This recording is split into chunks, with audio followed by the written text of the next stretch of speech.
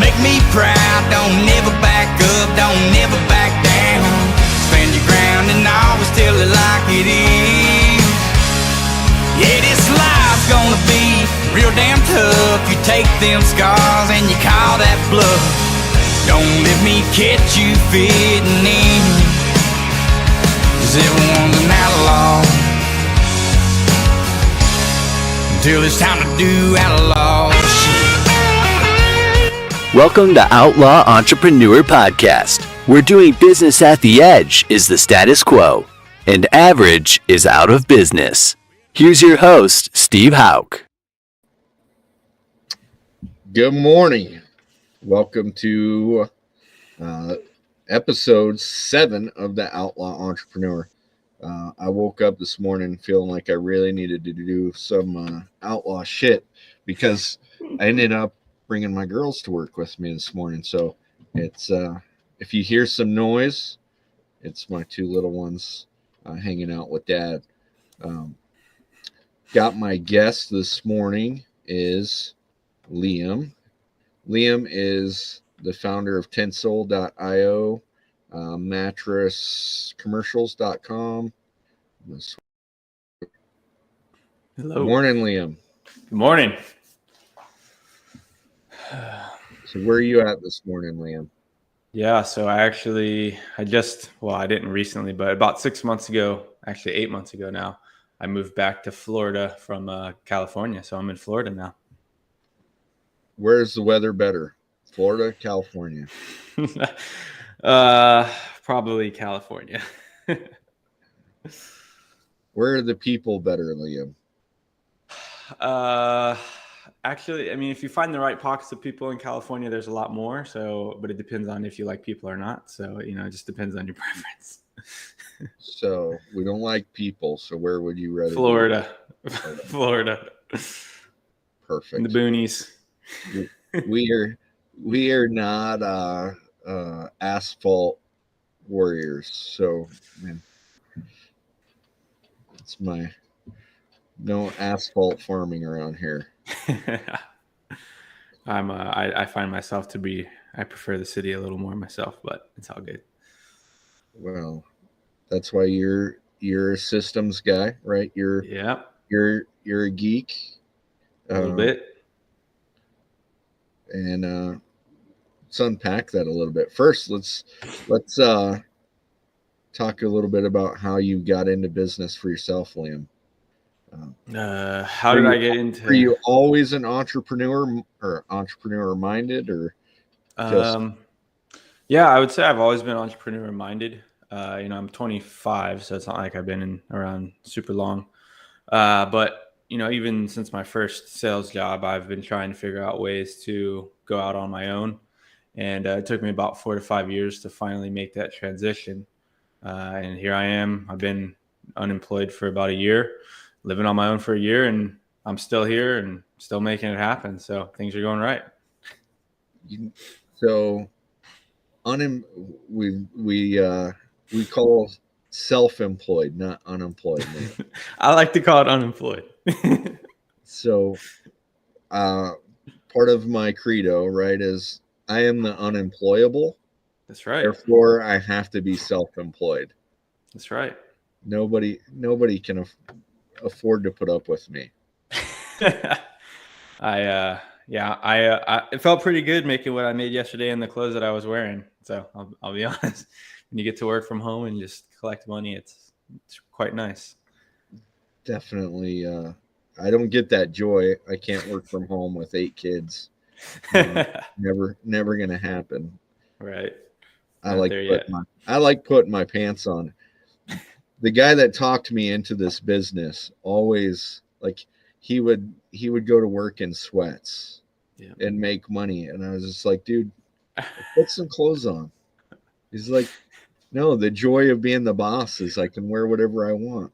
Yeah, pretty much. So the only thing I've taken from that being self-employed is I can wear a hat all the time.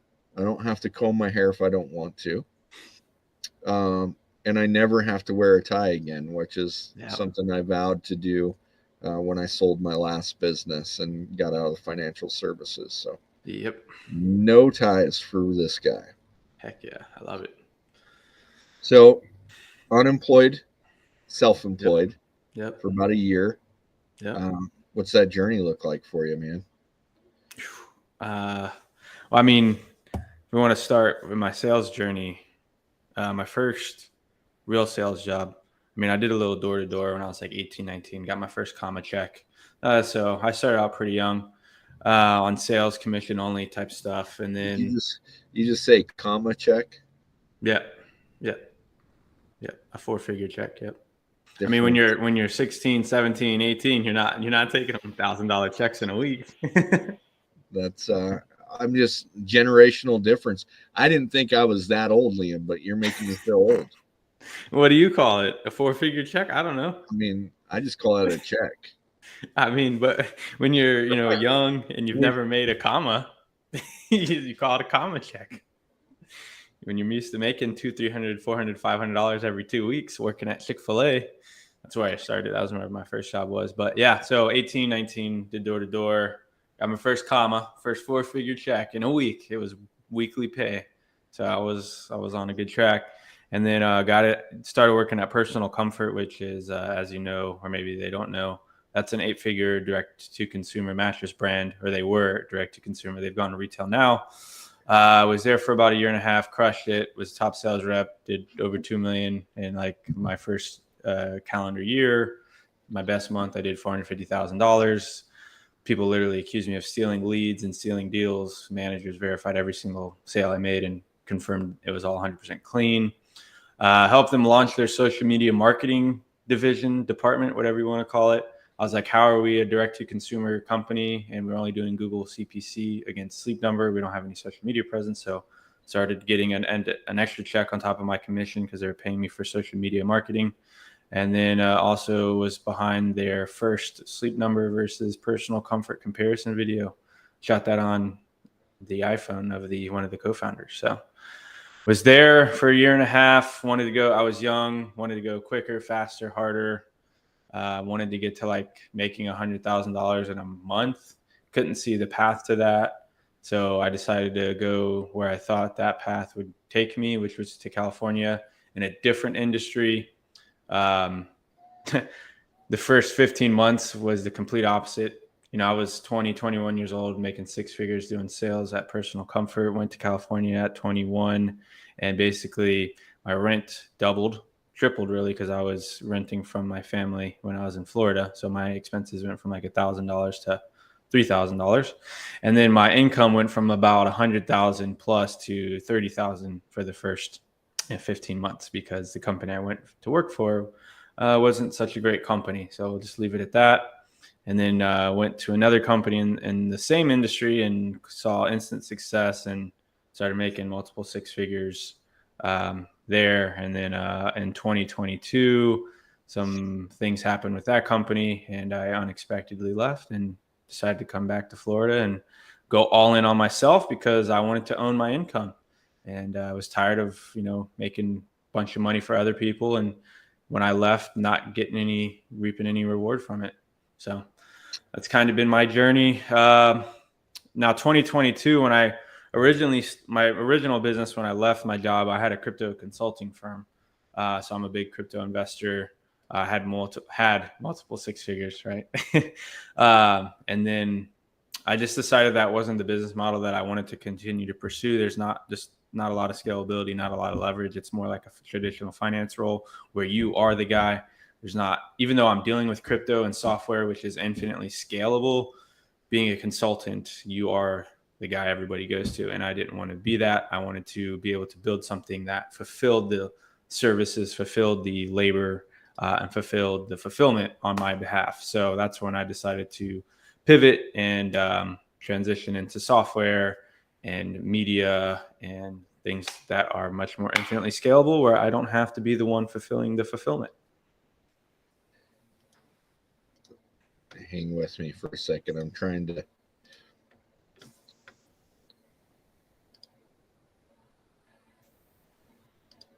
Oh, hang on. I lost myself there. That's what happens when you try and click too many screens. So going into business for yourself, what's the first lesson you really learned? I mean, you're young, right? I mean, are your parents entrepreneurs? No, not at all. I mean, my mom is kind of like a entrepreneur. I love her to death, but she talks big game, and I think she's starting to make it there, but she's never, ran her own thing in her life. So, nope, my parents aren't any mediocre or successful entrepreneurs. Nope. It's all me. I don't know where I got this bug from. I'm just like the black sheep of the family. Very cool. I just want to show just some creativity that you do have real quick. I'm trying to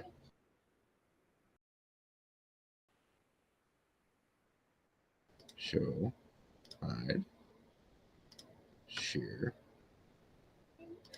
Come on, share. See if it'll work. Why is it not? I don't know why it's not working, dang it. Never mind. Never mind.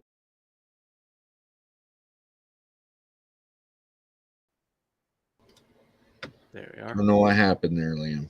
It's okay. I was trying to show your cool videos. Well, I will clarify. What got you started in the video realm? Why commercials? Yeah, so I was going to clarify. That's all my partner. I will not take any credit for that. I do have a creative partner, and what got me into it? Well, so when I started an agency, and I wanted to focus on the mattress industry because one of the things, while I was in California for my 4 years, I kind of kicked myself in the butt for not taking advantage of the fact that I worked with an 8-figure, brand, and I didn't really take advantage of that on my resume to take me to the next level with the rest of my business, because I had actually momentarily started like a marketing agency with one of the co-founders as like a side project, but never really pursued it fully because I got addicted to the sales money. But after reflection, getting older, reflecting on my experience, I realized like, oh my gosh, like I have this. My first client for my agency was an 8-figure direct-to-consumer company. So like, why am I not utilizing that? So I decided to tap into that because I didn't want to regret not tapping into that, and started that agency. Wanted to focus on the mattress and furniture industry, and then somebody in my network, my partner, he makes these really cool videos, and he's actually done work, probably not with a lot of people that this type of audience would be familiar with, but with a lot of big internet entrepreneurs like Billy Jean or Dan Henry. Those are in different circles. Those are pretty big names, but he's done content for a lot of big internet entrepreneur gurus type people.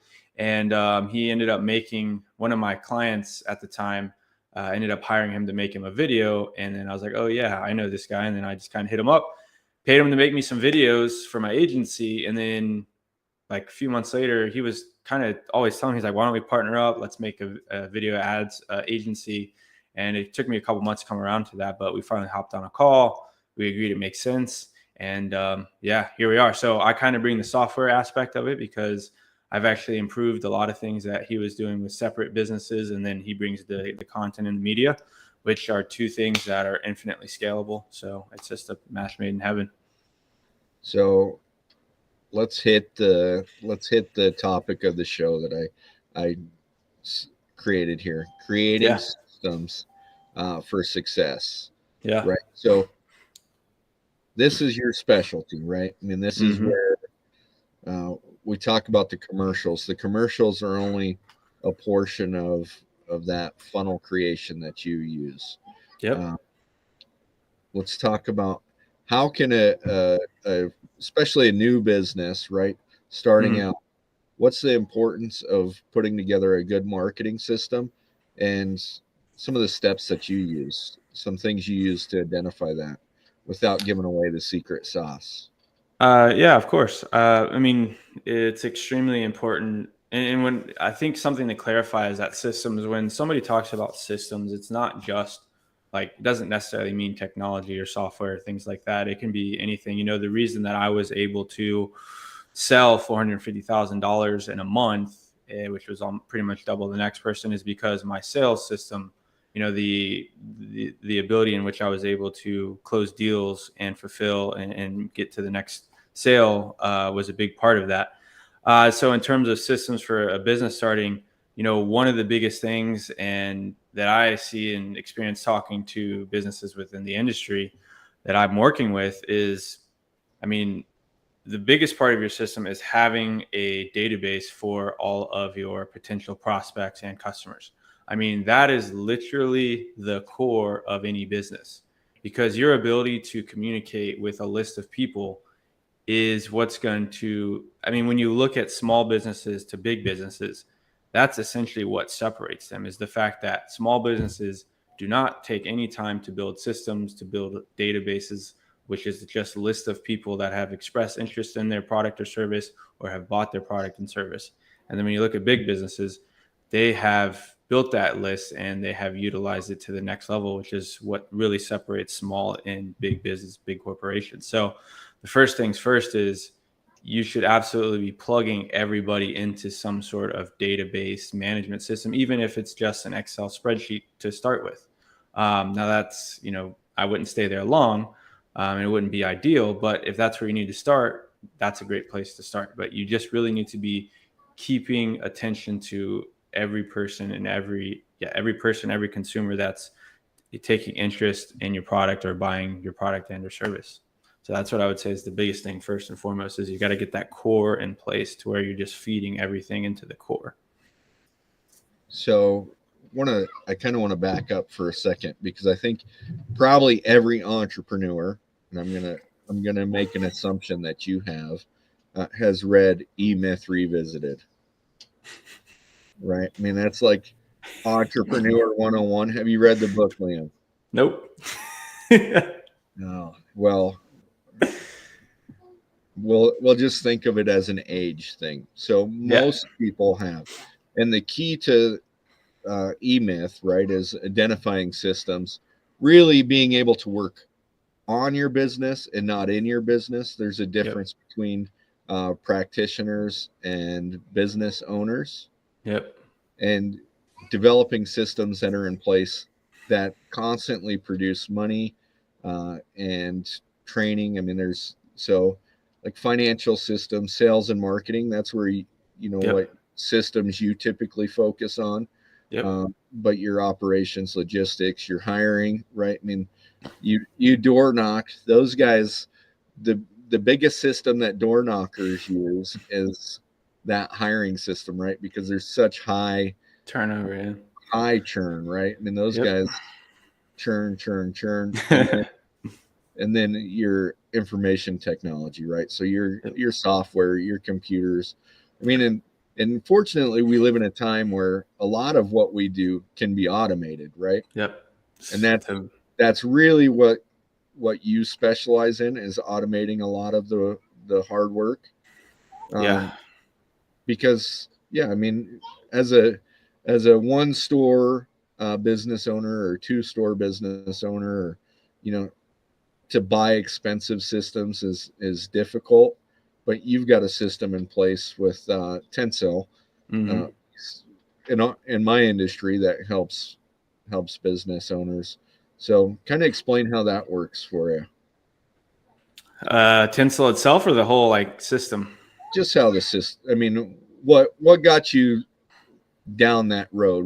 What identified that, hey, this is one way I can help these small business owners, really because there was a need there, right?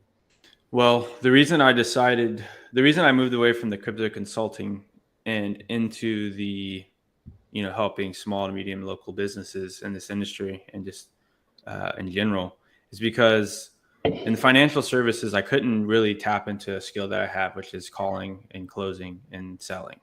When you're talking about people's money, it gets a little weird. You can't hard close people when you're talking about their money. Can't be high pressure. Can't have that type of fun. So I wanted to be able to utilize that ability, that sales ability, that closing ability that I have And so I decided, I just picked up the phone, started cold calling businesses off of Google, and just started having conversations and learning about what they have, or rather what they didn't have, which was a lot. And I realized, oh, wow, I could provide this. So yeah, I mean, just hitting, like talking to the market directly and asking them what they want. That's the power of picking up the phone and talking to somebody at the end of the day. And I just realized, being in sales, the reason I had the success at Personal Comfort is because obviously, and it's funny because I'm in various mattress Facebook groups, and I'll talk about the fact that I had this success. And a lot of people, or maybe not a lot of people, but there's a handful of people that are just haters, and they're just like, oh, well, you worked at an 8-figure company. Like that's not skill. Like you were provided all this, that, and the other thing. And yes, it is very true. Personal Comfort did have a marketing system built out. They were generating X, Y, Z. But it doesn't deny the fact that I was selling almost twice as much as the next top rep. Like that doesn't happen on accident. And so people will discredit the fact that, it was a larger company for the fact that I did have my own success. And so at the end of the day, when I was talking to these small local business owners, I realized they had none of the systems that I was utilizing to, sell that much inventory within a year or within a month. And that's just like standard. And, considering I come from a phone sales world, there's no way to do phone sales unless you have a CRM, a database, follow up, campaigns and nurture sequences. Like it's literally just about picking up the phone and nurturing and calling people until the deal gets done. And so that was really weird to me that there's this entire industry that is essentially operates in the same manner, but they don't take the same approach, right? And one thing that I realized, and I've realized talking to the industry, is a lot of people in this industry, they market like they're specialists, meaning they don't market very much at all. They just expect people to come to them. And then they sell like they sell commodities, meaning they sell on price only. And they've got that completely backwards. They should be marketing like they're a commodity and selling like they're a specialist, right? So if you look at the car industry, car dealerships literally have phone rooms built out calling the leads that they're generating pretty much 24/7. And then they're getting appointments booked. They're getting people to come in. It's a high ticket thing. And it just kind of perplexed me that approach isn't being taken within the industry that we're talking about here. And so that's kind of what I set out to do and build because, it's a high ticket, the margins are good, and the system can be there. Just working on dialing on all those pieces. So hopefully that answers your question. So I think you brought up something unique in the car industry, right? I mean, car dealerships are pretty big, right? They tend to have a lot of employees, which leads to that ability to have a call room, but it's also essential, right? Yep. One of the things, like when I was in the financial services business, I built my business initially dialing for dollars, right? Put on a smile and call.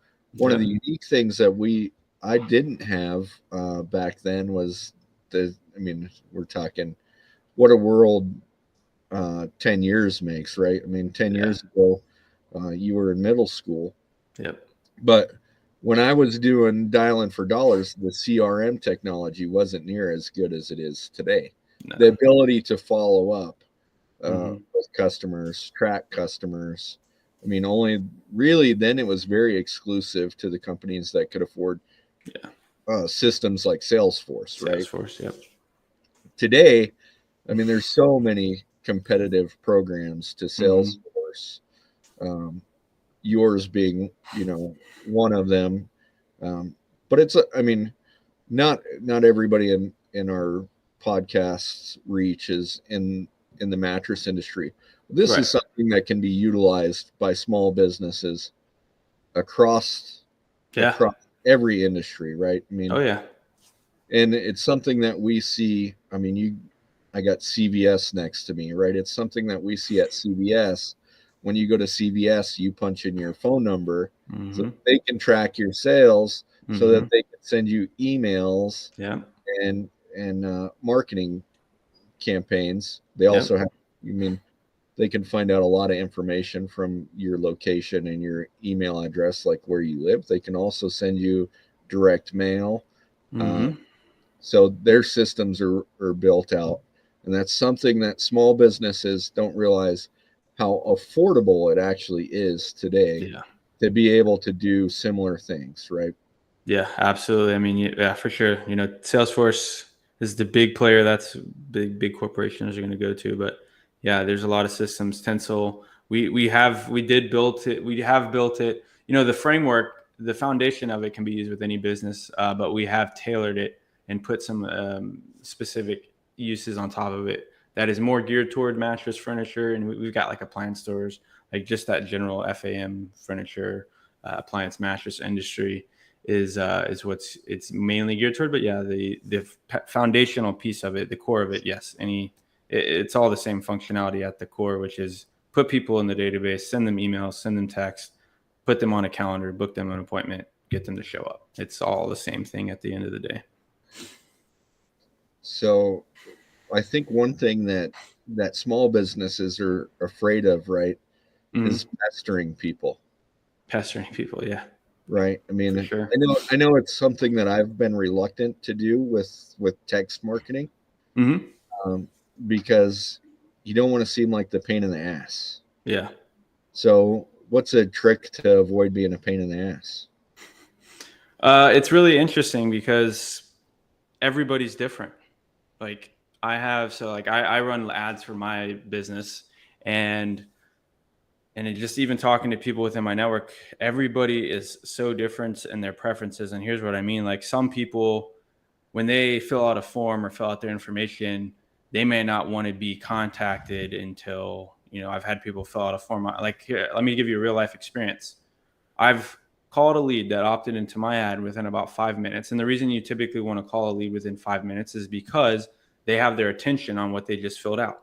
If you let them go a couple hours beyond, they're going to get caught up with life. They might forget about what they actually filled out. But when you're calling them within a timely manner of what they just did, they'll probably be in the same setting as what they filled it out in, which means they're more likely to remember. So I called somebody within 5 minutes of filling out my ad, and they actually got upset at me for it. It's like, well, dude, you just expressed interest in my stuff. I'm calling you about it because you expressed interest. What do you expect me to do? But so that's just like an example. But then there's some people who expect that call and they're very happy with that. So, and then like there's some people who prefer to be texted and don't prefer to be called. There's some people who don't ever answer text but prefer to be called. There's some people that only text and don't answer calls. There's some people who like to be texted first and then called. There's some people who like to be called and then texted to let you know that you called. So like there's so many dynamics about how to communicate with people. Is really there's no secret sauce. You just have to do it all because every person is unique at the end of the day. One of the unique things when I was in the insurance industry, right? I mean, we would get a lead. There's lead companies that generate leads, and so you get a lead. They're selling that same lead to 7 companies 500 times. Yeah. So as soon as you get it, you got to be the first one to call. Yeah. You don't want to be the last guy to call because the other 5 guys have pissed them off. Yep. If you're first, you're meeting their expectation. If you're 5th, you're just annoying as shit. Yeah. And so it was, I mean, back then it was actually a little easier to telemarket than today. Even though what you're doing is completely setting up, it's a warm lead system, right? It is. It's funny because it's a completely warm leads. I'm not buying leads. I'm generating my own leads for this product and service that is very distinguishable and very easy to remember why you would click on it. And still, I've had people get upset with me about calling them. So it's everybody's just very different. So at the end of the day, but it's really interesting because I followed people like Grant Cardone for a long time, which is a very heavy hitter in your face type of deal. And his thought process is like, well, if I don't make enough noise for them to have some sort of opinion about me, they will not know who I am. So they will never buy from me. So it's, in a world of where there's so much going on and your attention is so demanded. And I honestly, I haven't decided like where I'm at. I prefer to take the road of, as I'm getting older and like moving away from the sales mindset and more into the marketing and business building mindset, I'm okay with not trying to hard close somebody on a call if I have a feeling that I can nurture them through text, emails. And then another trick that I do is I send out campaigns not in my name. So I will sign somebody else's name to make it feel like it's another person and just, make the company feel bigger than what it may actually be. So those are just really a couple of ways, hit them on the phone, text them, email them, use different names on those more digital places where they're not talking to somebody directly, just to make the company feel bigger than what it may actually be. But yeah, you're never going to get it right. You're going to piss somebody off all the time, no matter. You could be calling too much, not enough, texting too much, not enough, emailing too much, not enough. I mean, you're never going to please everybody. So you just got to do it all. So when it comes to systems, right? Tell me you have read a book. Liam. A book? What's a book? What's a book? Just any book? Yeah, of course I read. What's your favorite systems book? My favorite systems book? I don't know if I would call it a systems book, but I read a lot of the young people stuff. So like Alex Hormozi, $100 Million Offers, Russell Brunson's ClickFunnels stuff, which is traffic secrets. I forget the name of the primary one, but I read books. ClickFunnels. They're based up. Yeah, exactly. So I read a lot of books like that. I started reading Ready, Fire, Aim recently by the guy from Agora. Yeah, so those are some of the books that I read. The importance of taking action and not waiting. Yeah, 100%. So something the book I just discovered, right? Systemology. Mm-hmm. So important fact, and this might even help you in your business, right? Mm-hmm. One thing, your business right now, or my business, right, mm-hmm. Is solely based around me, mm-hmm. right? Creating systems. When you go to sell your business, is repeatable, right? 100%. So the goal is to create a product that you can sell. I mean, 100%. That's not the reason why I'm in business. I'm on I have 8 kids, right? Like, yeah, I'm on the legacy plan. Like, right. I hope that in 100 years, my kids, grandkids are running the business. I mean, right. If we're even sleeping by then, if they haven't figured out a way to put everybody on amphetamines and keep them awake 24 hours, but right. Or, whatever the transition for our business looks like in the future. Right. But either way, we have to create a system that allows us to, one, pass it down, right? Mm-hmm. And it has to be repeatable if we want success, right? Absolutely. Even in the technology world, you created a system, but it's not a whole lot different than what one of my favorite books is How I Raised Myself from Failure to Success in Selling. Mm-hmm. Written in the 1930s, right? Nice. Frank Becker, I think. Incredible book. If you're in the insurance field, it really changed my life, because it made me focus on dialing for dollars, baby. It was really about creating a system and sticking to it on a daily basis and driving those dollar figures. Mm-hmm. So changed my outlook on business, changed my success rate, changed a lot of things. But even in the 1930s, there were systems, right? And things haven't changed a whole lot, right? Build relationships, follow up, mm-hmm. right? Provide a good product and a good, and a aftercare, right?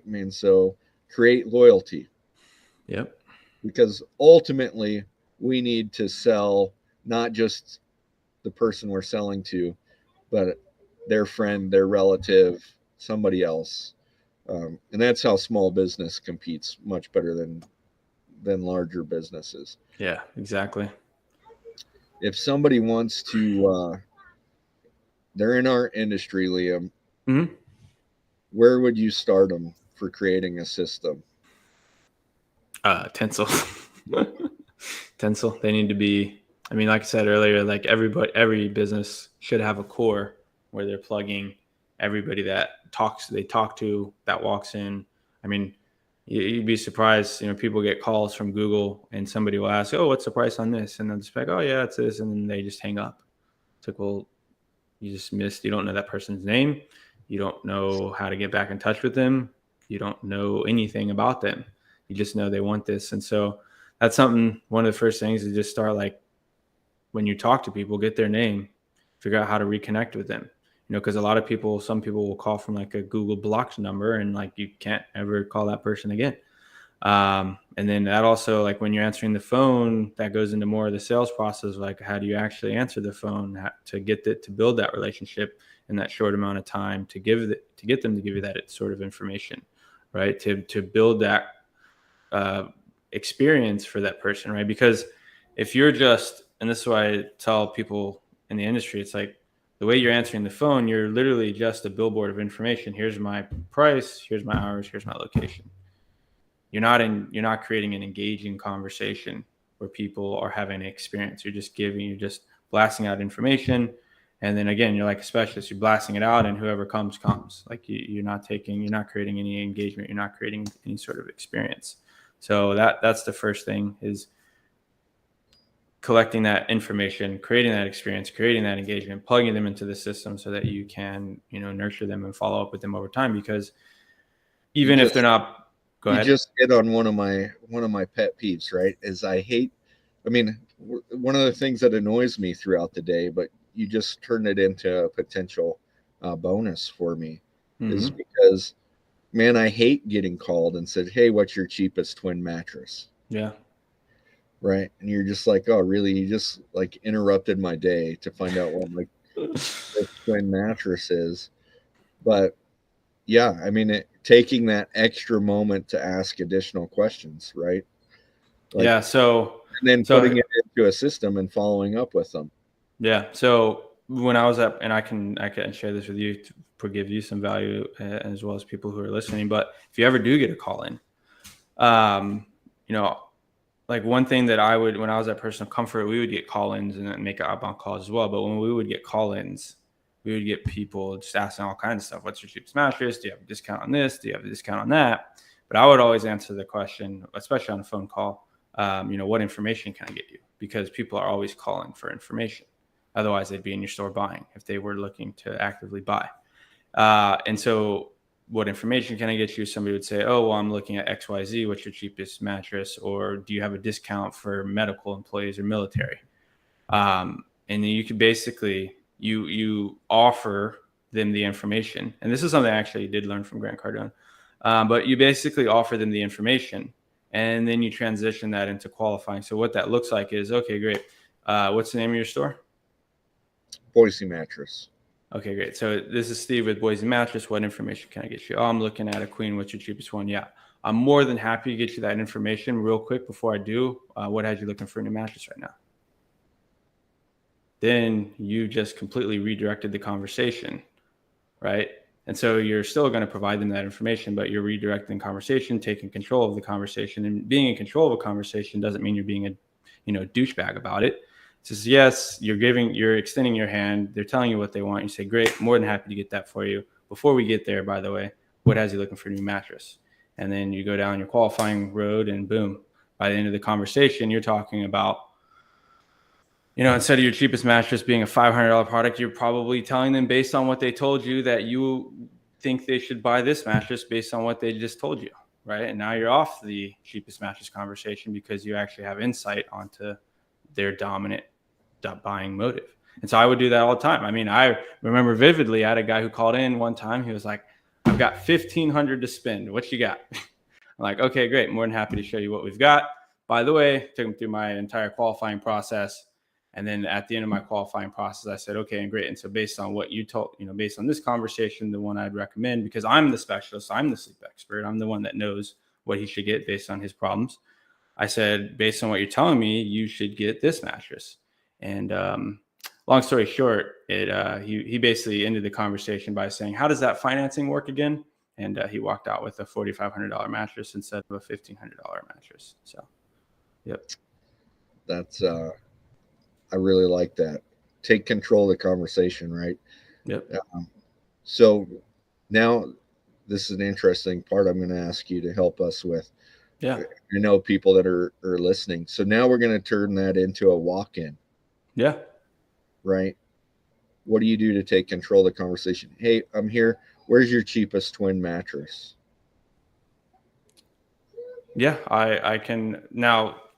Yeah, basically the same process. It's like, hey, folks, welcome in, because you always want to engage them first so that you're in control. So when you ask the question, because you've heard, and this is more in sales process, right? But this is again a system. This is still systems. But you always want to engage them first because you've heard the saying that whoever asks the questions is in control. Well, that's not true at all. It's the person who gets the answer to their questions that's in control. Right. So you can ask, and I'm sure you've been in that experience where you can ask somebody and they'll just completely ignore the question that you just asked. And then they're pulling you around like a cat. Right. But when you're a sales professional, like you want to make sure you get that question answered. So you always have to acknowledge, redirect, and then re-ask. So it's like, hey, what's your, and it's a battle. Like you're not going to be able to get 100% of these people. Some people are just so stubborn that they won't answer your question. And sometimes it's a power. Sometimes they don't even know what they're doing. Sometimes they do know what they're doing. So it just depends on the person. But yeah, you want to engage. Like, hey, what brings you in today? Just get them talking first. Oh, I'm looking. Obviously, we need to know what size of mattress they're looking for. Great. So that's really the first thing that you want to find out is what size are they looking for? Because then from there, you can transition into that conversation. So if somebody walks in, if you're engaging them first, you don't give them the ability to say, hey, I just want the cheapest thing. If you ask them, hey, what brings you in? It's like, okay, I'm looking for the cheapest thing. What do you got? Oh, okay, what size mattress are you looking for? I'm looking for a queen. Okay, great. And before I show you our cheap queen mattresses real quick, what brings you in today? Oh, I just moved. We need a new mattress. And, there's a whole call. And you just literally stop them for whatever their goal was, like whatever they intended to do before they walked in. And you put them into your bubble. And you take control of the situation. It doesn't mean you have to be a douchebag or a dick about it. It's just about you being the expert, you being the specialist, and saying, hey, look, after you take them through your qualifying, I know you mentioned you wanted our cheapest one, but based on what you're telling me, it sounds like you really need this one. And so now you're telling people what they need rather than them determining what they need based on their wallet. And because we live in a financing society, they can ask, how does that financing work? So I think that's probably more true in 2023, right?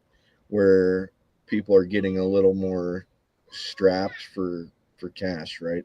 I know it's one thing that I've focused on so far this year is really pitching that financing opportunity because, the typical customer before was paying cash, where now it might be something that they're looking to put off payment at least for 30 days, right? They need maybe today, but finances don't match the need all the time, right? Yeah. And we live in a financing car society. Always breaks down at the wrong time. Yeah. Well, look, and this is, if you're talking about mattresses, you should have the conviction to believe. Think about how much people are spending on cars, and then they're doing 7, 8, 10-year terms on a car, and they're going to spend way more time sleeping than they would in a car. You should just kind of have that internal belief that they should absolutely be willing to spend a lot of money on their mattress because they're going to use it more than almost anything else, including their car. And so when you have that internal belief and mindset, then it does allow you to sell at higher prices because you are truly helping people get a better night's sleep, which is going to help them perform better in every area of life. And so, yeah, I used to pitch personal comfort by the night. It's like, it's going to cost you $8 a night to get this quality of sleep. Is that worth it to you? Well, yeah, $8 a night. Monthly payments $300-$400, but it's only $8 a night. That's worth it. And I think that's something, at least personally, I've gotten away from over the years. Yeah. Because I also feel like that if you don't do it right, you can come off salesy, right? Absolutely. And very pushy. So it's a fine line to not be pushy, but also to be convicted, right? Yep. I think it's also why at least in our store, we offer products that we truly believe in. From top to bottom. And I'm real with people when we say, hey, look, what's the difference between this $500 mattress and this $1,200 mattress? Well, probably 3 years, right? Everything's going to feel good today. That's the Right. goal. And a mattress is always going to feel better than an old one. Yep. But let's look at how that's going to feel in 3 to 5 years, because that's really where it's going to matter, right? Right. So I absolutely think that maybe breaking it down, at least over the term, right? Hey, look, this thing's going to last you 10 years. That's $100 a year. How can you, or $200 a year? Yeah. How much are you going to spend on your car payment this month? Yeah. Can you justify, and that's going into the real nitty gritty, but yeah, just like getting people to compare, because it is like we're talking about sleep here. That's something that shouldn't be taken lightly. So just getting them to compare it to other things they spend stupid money on other things that don't matter. So can at least get them to spend, for a good quality night's sleep. And like in that guy that I told you about earlier, where he left for the $4,500 one, I didn't even recommend him the one that I usually sold, which was the mattress right above the top tier. That was the one that was standard because most people didn't need that. But for his specific situation, I think he was like a back sleeper. So he didn't really need like a bunch of, cushions. So I recommended him one a couple of layers below, but above where he was wanting to go initially. So, and then the adjustable base, that's how I was able to get my ticket a lot so high. And also, that's another thing, like just selling everything that you can sell, because, and not in a bad way, but like, and this industry in particular, like somebody buys a mattress, they need sheets, they need pillows, they probably could use an adjustable base. They just don't know the benefits of it yet. They don't know they need it. But if you ask the right questions and know how to demonstrate to them that they need it, they very well could take it, right? But it's just about selling them everything that they need makes their buying experience better, because now they don't have to worry about, oh God, now I have to go buy sheets. I have to go pillows. Oh man, I should have gotten an adjustable base. Well, it makes their satisfaction level higher, right? Yeah. We can look at it from an industry standard, right? The people that buy a pillow are far, like 98% less likely to return their mattress. It's a weird, there's weird statistics like that. You want to, like, at that rate, sometimes you're better off giving them a pillow, knowing that they're less likely to return their bed, because and more likely to recommend you, right? Yeah. And so it's interesting with different programs. Yeah, absolutely. Back to your system. Give us a breakdown of how your system effectively targets, retargets versus what the typical store does today, and then we'll close out there. Well, I'll just tell you how. So I have three. I'm still building the entire system. I'm still working on making it one entire piece, but right now it's three separate things. Okay. So the first thing, and I think we discussed this, the first thing every business in this industry and every local small, medium business in general needs is more people to sell at the end of the day. Because if you want to grow, that means you need to get in front of more people, talk to more people, and sell at a consistent rate. So that's the number one thing to growth, is getting in front of more people. And when you get in front of more people, if you do it right, you can sell more people, which is going to result in growth. So the first thing that we do for companies in our industry is we help them drive attention, because again, we are in an attention society. If you're not getting attention, nobody knows you. And if nobody knows you, they can't buy from you. So the first thing that we bring in is the commercials, which is very loud. It's very catchy. It's very hooky, just like all the traditional, but in a more modern style. But traditionally, if you look, every big company has some sort of catchy, hooky song that they're getting stuck in your head, So we bring that to you as a local business owner. And then once it's funny because we actually do have stores getting calls like, hey, I saw the Matty, the mattress guy. I want to meet that guy. And so we actually get stores getting calls for that, and the characters that we are putting into these videos. But once we drive the traffic, we have to collect that information. So like the great thing about what we do is because we're doing social media ads, these stores don't have to commit thousands of dollars of marketing dollars like they would with TV. Like if you're going to do a TV campaign, you have to potentially commit hundreds, if not thousands of dollars up front. And you can't even test and tweak as it goes along. Like you kind of just place your bets and kind of hope that it works out.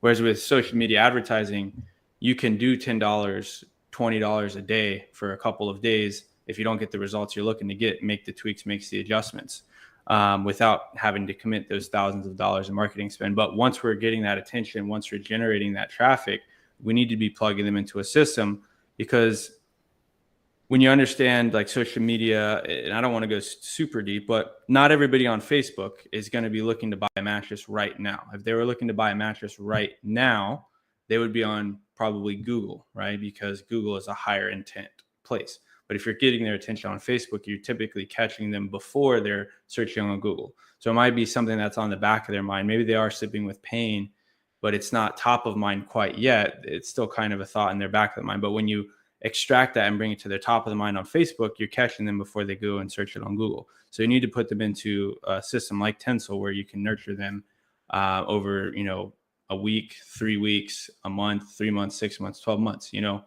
It may be 3-6 months before some people convert. But the point is that if you're capturing their attention, you're collecting their data, their name, their number, their email, you have the ability to consistently communicate with them on multiple channels. And that's what it is at the end of the day, is just being top of mind. And so, yeah, that's really what we do with Tensel and our whole system. So we get the attention, drive them to Tensel, the core.